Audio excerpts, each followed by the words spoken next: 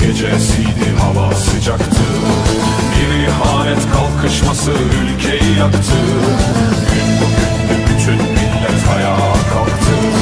Çoluk çocuk, ihtiyar, genç sokaktı.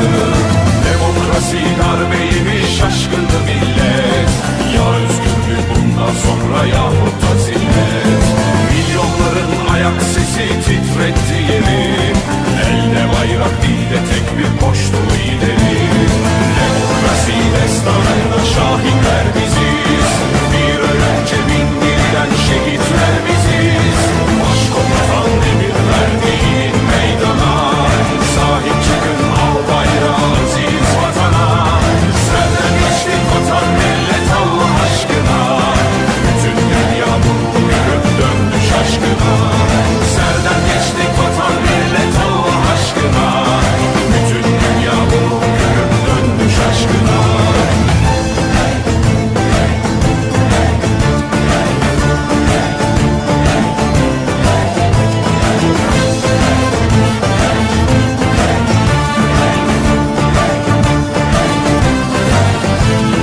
Yerden gökten o hainler ölüm saçarken, nice canlar şehit düştü bayrak açarken.